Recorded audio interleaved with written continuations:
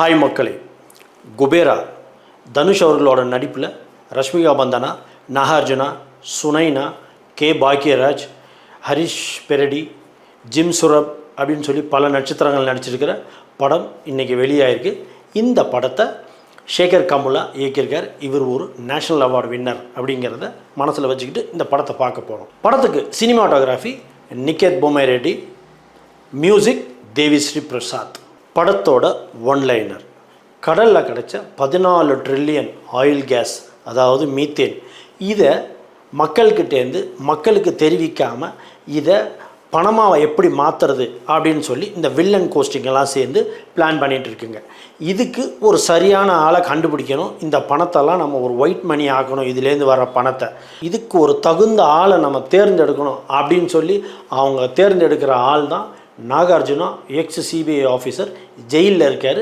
அவர் செய்யாத ஒரு குற்றத்திற்காக தண்டனையை வாங்கி சூழ்நிலை கைதியாக இருக்கிற அவருடைய இந்த சூழலை வில்லன்கள்லாம் சேர்த்து பயன்படுத்திக்கிறாங்க. ஸோ அவர்கிட்ட போய் கன்வின்சிங்காக பேசுகிறாங்க. ஸோ நீரஜ் வில்லன் என்ன பண்ணுறாரு, நாகார்ஜுனாட்ட ஒரு டீல் பேசுகிறாரு. நீ பண்ணாத ஒரு குற்றத்திற்காக ஜெயிலில் இருக்க, நீ நேர்மையாக இருந்ததுனால உனக்கு எந்த விதமான பலனுமே கிடைக்கல. ஸோ நீ நாங்கள் சொல்கிறபடி கேட்டேன்னா உன்னை இன்றைக்கே நாங்கள் ஜெயிலேருந்து வெளியில் கூட்டிகிட்டு வந்துடுவோம், நீ எங்களுக்கு ஹெல்ப்ஃபுல்லாகவும் இருக்கலாம், நீ இதுலேருந்து தப்பிச்சிக்கலாம் அப்படிங்கிற மாதிரி அவரோட பிரெயின் வாஷ் பண்ணி அவரை உள்ளேருந்து வெளியில் கூட்டிகிட்டு வந்துடுறாங்க. வெளியில் வந்த நாகார்ஜுனா இவங்களுக்காக வேலை செய்ய ஆரம்பிக்கிறாரு. ஸோ அவர் போட்ட முதல் பிளான் தான் இந்த பணத்தெல்லாம் இன்வெஸ்ட் பண்ணி அவங்க வெளிநாட்டிலேருந்து சம்பாரித்து இதை ஒயிட் மணியாக நமக்கு கொடுக்குற மாதிரி ஒரு கணக்கு காமிக்கலாம் அப்படிங்கிற மாதிரி அவங்க பிளான் பண்ணிகிட்டு இருக்கப்பயே படித்தவனை உள்ளே எடுத்தோம்னா அவன் நம்மளோட ஃப்ராடு தனத்தை கண்டுபிடிச்சிருவான். ஸோ இதுக்கு படிக்காத ஒரு ஆள், எழுத படிக்க தெரியாத ஒரு ஆளை தான் நம்ம சூஸ் பண்ணணும் அப்படின்னு நாகார்ஜுனா சொன்ன ஐடியாவை வச்சு ஒரு 4 பிச்சைக்காரங்களை சூஸ் பண்ணுறாங்க. அதில் ஒன் ஆஃப் த பிச்சைக்காரன் தான் நம்ம தனுஷ். திருப்பதி மலையடி வாரத்தில் அவரை கண்டுபிடிக்கிறாங்க. எடுத்த உடனே தனுஷ் இன்ட்ரோ சீன்லேருந்து படம் பிக்கப் ஆகுது. பர்ஃபார்மன்ஸில் மனுஷன் வேறு லெவலில் பண்ணியிருக்காரு. இந்த 4 பேரை வச்சு அந்த பிளாக் மணியை எப்படி ஒயிட் மணியை ஆக்குனாங்களா இல்லையா அப்படின்னு இன்ட்ரெஸ்டாக சொல்லியிருக்கிற படம் தான் குபேரா. படத்தோட மிகப்பெரிய plus point as usual Dhanush one man ஆர்மியாக தான் ஷோல்டரில் படத்தை சுமந்து எமோஷ்னலில் மனுஷன் விளையாண்டுருக்காரு. இதில் ரொம்ப ரொம்ப ஆறுதலான விஷயம் என்ன தெரியுமா, நம்ம எப்பயுமே பார்க்குற அந்த தனுஷை இதில் நம்ம பார்க்காம இருக்கிறது தான் மிகப்பெரிய ஆறுதலான மிகப்பெரிய ப்ளஸ் பாயிண்ட் இந்த படத்துக்கு. அப்பப்போ நம்ம காதல் கொண்டேன் தனுஷ், அந்த தனுஷோட அந்த இது வந்துட்டு போகிற மாதிரி எனக்கு அங்கங்கே ஃபீல் ஆச்சு. இது சில பேருக்கு ஃபீல் ஆகலாம். படத்தோட 1 hour ஆன பிறகு தான் ரஷ்மிகா சீன்லேயே வராங்க. அவங்க உள்ளே வந்ததுலேருந்து படம் அடுத்த லெவலுக்கு போகுது. கிட்டத்தட்ட தனுஷுக்கு ஈக்குவலாக ஸ்க்ரீன் ஸ்பேஸ் கொடுத்துருக்காங்க ரஷ்மிகாவுக்கு. அதுக்கு டைரக்டருக்கு பாராட்டி ஆகணும். ரஷ்மிகாவும் சும்மா இல்லைங்க, தனுஷ்க்கு ஈக்குவலாக பர்ஃபார்மன்ஸில் வேறு லெவலில் மிரட்டியிருக்காங்க. நாகார்ஜுனோட பர்ஃபார்மன்ஸ் அப்படின்னு சொன்னோம்னா எஸ் நல்லா பண்ணியிருக்காரு. பட் டப்பிங் கொடுத்தது எனக்கு என்னவோ நாகார்ஜுனாவுக்கு அந்த வாய்ஸ் சூட் ஆகலையோ அப்படிங்கிற மாதிரி. எஸ்பெஷலி வில்லனும் நாகார்ஜுனாவும் பேசுகிற சீன்ஸ்லாம் வர்றப்போ வில்லனோட வாய்ஸ் அந்த பயங்கரமாக இருக்குது. அந்த ஜிம் சுரப் வர்றப்போ அவரோட பேஸ் வாய்ஸுக்கு நாகார்ஜுனோட வாய்ஸ் கொஞ்சம் கூட சூட் ஆகலை.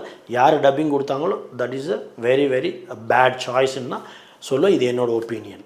நாகார்ஜுனாவோட லுக்கில் கொஞ்சம் நல்லா ஒர்க் பண்ணியிருந்துருக்கலாம், கொஞ்சம் மேக்கப் போட்டிருந்துருக்கலாம். பார்க்குறதுக்கு அவ்வளோவா ஒரு ப்ளசண்ட்டாக இல்லைங்கிறது என்னோடய பர்சனல் ஒப்பீனியன்.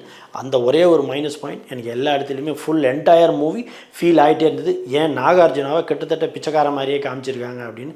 இதில் அந்த 4 பேர் பிச்சைக்காரங்களா இல்லை நாகார்ஜுனா பிச்சைக்காரனான்னு அப்பப்போ எனக்கு டவுட் வந்துடுச்சு. ஏன்னா அந்த 4 பேரோட நாகார்ஜுனா உட்காந்துருக்கப்ப கிட்டத்தட்ட அவரும் பிச்சைக்கார மாதிரியே தான் இருந்தார். மேக்கப்பை சொல்ல வரேன், அந்த அளவுக்கு கேவலமான மேக்கப் நாகார்ஜுனாவுக்கு. இதில் வில்லனாக வர அந்த ரோபோன்னு ஒரு கேரக்டர் ஒருத்தர் பண்ணியிருக்காரு. எனக்கு தெரிஞ்சு அவர் தான் அவரோட ரோலை வில்லனாக ரொம்ப நல்லா பர்ஃபார்ம் பண்ணியிருந்தார். அவர் வர்றப்பெல்லாம் அவர் மேலே நமக்கு கோபம் வருது. எக்ஸ்ட்ராடினரி ஆக்டிங், அவருக்கு நம்மளுடைய பாராட்டுக்கள். அதர்வைஸ் மித்த வில்லன்ஸ்கெல்லாம் எனக்கு ஒன்றும் பெரிய இம்ப்ரெசிவாக இல்லை பர்ஃபார்மன்ஸ். எஸ், ஜிம் சுரப் அவரோட பர்ஃபார்மன்ஸ் கொஞ்சம் எண்டில் டுவர்ட்ஸ் கிளைமேக்ஸ் வர்றப்போ அவரோட பர்ஃபார்மன்ஸ் கொஞ்சம் பாராட்டும்படியாக இருந்தது. தேவிஸ்ரீ பிரசாத் ஒரே ஒரு பாட்டு மட்டும் எல்லோரும் ஆல்ரெடி நம்ம வைரலான பாட்டு தான், போய் வா போய் வா போய் வா நண்பா. அந்த பாட்டு ரியலி ரொம்ப நல்லா இருந்தது. ஈவன் ஆன் ஸ்க்ரீன் பார்க்குறப்ப it's really added value to that film. படத்தில் தனுஷுடைய பர்ஃபார்மன்ஸில் ஒரு விஷயத்தை நான் என்டையர் மூவி நான் அப்சர்வ் பண்ணேன். Really only Dhanush can do that. என்னென்னா சின்ன வயசுலேயே வந்து தனுஷ் வந்து அந்த பிச்சைக்காரங்க இதில் எடுத்துகிட்டு போய் அவரோட கையை உடச்சிருவாங்க, அவரோட வலது கையை உடச்சிருவாங்க. ஸோ அவரோட ஃபிங்கர் பார்த்தீங்கன்னா இப்படி வளைச்சி அப்பப்போ காமிக்கிறப்பல அது ரொம்ப ரியலாக பண்ணியிருந்தாங்க.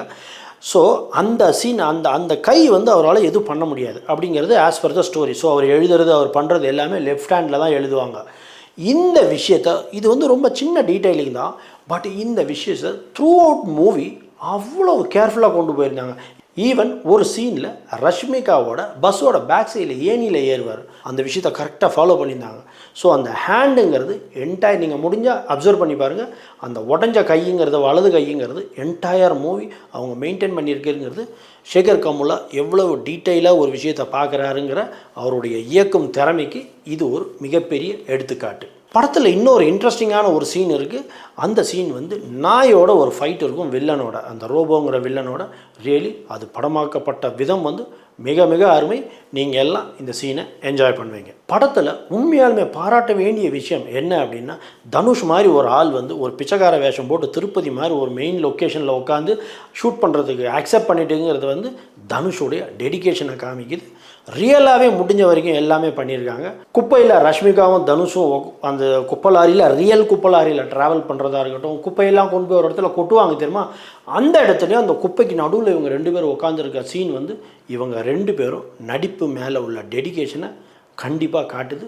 பாராட்டுகள் அவங்க 2 பேருக்குமே. ஈவன் எண்டில் கூட நம்ம வில்லன் ஜிம் சரோபா அவரும் என்ன பண்ணியிருப்பார், அந்த குப்பையில் போய் உட்காந்து நடிச்சிருப்பார். அந்த ரியல் குப்பை கொட்டுற இடத்துல போய் படமாக்கப்பட்டதுங்கிறது படத்துடைய நம்பகத்தன்மையை அதிகமாக்குது. பாராட்டுக்கள் இதில் நடித்தவங்களுக்கும் இதை இயக்குன சேகர் கமுலாவுக்கும்.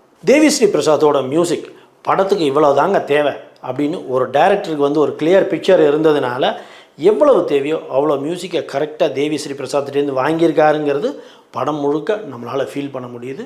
நிக்கித் பொம்மி ரெட்டியோட சினிமாட்டோகிராஃபி படத்துக்கு முழுக்கவே ஜஸ்டிஃபை பண்ணியிருக்காரு. மிகப்பெரிய பலம் இவருடைய சினிமாட்டோகிராஃபி. படத்தில் பெரிய ஸ்டண்ட் நம்ம எப்பயுமே தனுஷுடைய அந்த ஒரு பயங்கரமான ஆக்ஷன் பிளாக்ஸ்லாம் இருக்குல்ல, அது படத்தில் இல்லாமல் இருக்கிறது மிகப்பெரிய பலம். படத்தை வந்து மற்ற தனுஷ் படத்துலேருந்து இது வேறுபடுத்தி காமிக்கிறதுக்கு மிகப்பெரிய உதவியாக இருந்திருக்கு. இந்த முடிவு எடுத்த சேகர் கமுலாவை கண்டிப்பாக பாராட்டி ஆகணும். இதில் ஒரு சீனை மென்ஷன் பண்ணியே ஆகணும். தனுஷ் வந்து அவங்களோட செலக்ட் பண்ண அந்த 4 பிச்சைக்காரங்களில் ஒரு லேடி ஒருத்திங்க இருப்பாங்க, குஷ்புன்னு ஒருத்தி. அவங்கள வந்து நாகார்ஜுனா வந்து ஒரு ஹாஸ்டலில் சேர்த்துருப்பார். ஸோ அந்த லேடி இறந்துட்டாங்க அப்படின்ற மாதிரி தனுஷ் நினச்சிட்டு இருப்பார். பட் இல்லை, அவங்க இறக்கலாங்கிற செய்தி கேட்டு அந்த குஷ்புங்கிறவங்கள பார்க்க போவார் தனுஷ். அந்த ஹாஸ்டலில் போய் அவங்க அவங்கள பார்க்குறப்ப தனுஷுடைய பர்ஃபார்மன்ஸ் வேறு லெவல். நம்ம கண்லேயும் கண்டிப்பாக நம்ம அறியாமல் தண்ணி வரும். அதே மாதிரி தனுஷ் அங்கங்கே ஒரு பர்சன் நேமை மென்ஷன் பண்ணுவார், உப்பிலின்னு. நான் சின்ன வயசில் கஷ்டப்பட்ட பையன், அவர் தான் அரவணைச்சார், என்னோட அண்ணா மாதிரி அப்படின்னு சொல்லி நாகார்ஜுனாவை கம்பேர் பண்ணிகிட்டே இருப்பார்.